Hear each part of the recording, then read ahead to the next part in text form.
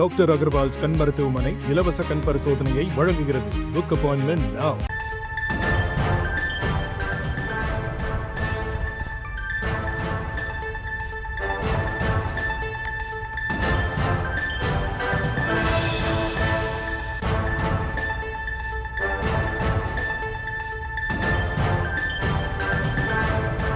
மேலும் ஒரு அண்மை செய்தி. வேலூர் குடியாத்தம் அருகே தென்னை மரம் வெட்டும்போது எதிர்பாராத விதமாக மின்கம்பம் உடைந்து வீட்டின் அருகே விளையாடிக் கொண்டிருந்த 5 வயது பெண் சிறுமி உயிரிழந்திருக்கிறார். அது குறித்த அண்மை செய்தியை பார்க்கிறோம்.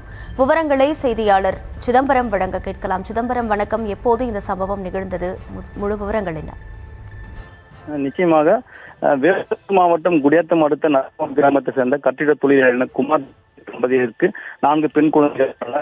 இந்த நிலையில் இன்று வீட்டின் அருகே ஆத்திராமலுக்கு சொந்தமான விவசாயத்தில் தென்னை மரம் வெட்டிய போது மின்கம்பின் மீது சாய்ந்தார் என்பவரின் வீட்டின் அருகே இருந்த மின்கம்பம் சாய்ந்ததில் வீட்டின் அருகே விளையாடி கொண்டிருந்த குமாரின் 3வது மகள் 5 மீது மின்கம்பி இருந்தார். அருகே இருந்த நாய் மின்கம்பில் சிக்கி உயிரிழந்தது. தகவல் இருந்து வந்த குடியாத்தம் போலீசார் மற்றும் அதிகாரிகள் சிறுமியின் உடலை மீட்டு மருத்துவமனைக்கு உடலுக்கூறு ஆய்வு அனுப்பி வைத்தனர். மேலும் தென்னை மரம் மின்கம்பம் சாய்ந்து உடைந்து சிறுமி உயிரிழந்த சம்பவம் உறவினர்கள் மத்தியில் சோகம் உள்ளது.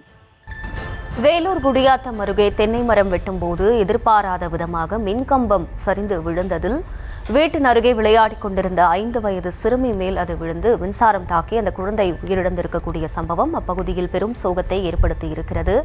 இது குறித்த அந்த அண்மை செய்தியை பார்க்கிறோம். தகவல் அறிந்து சம்பவ இடத்திற்கு வந்த குடியாத்தம் போலீசார் மற்றும் மின்துறை அதிகாரிகள் சிறுமியின் உடலை மீட்டு உடற்கூறாய்வுக்காக குடியாத்தம் அரசு மருத்துவமனைக்கு அனுப்பி வைத்து குடியாத்தம் போலீசார் தொடர்ந்து விசாரணை மேற்கொண்டு வருகிறார்கள். டாக்டர் அகர்வால்ஸ் கண் மருத்துவமனை இலவச கண் பரிசோதனையை வழங்குகிறது. Book appointment now.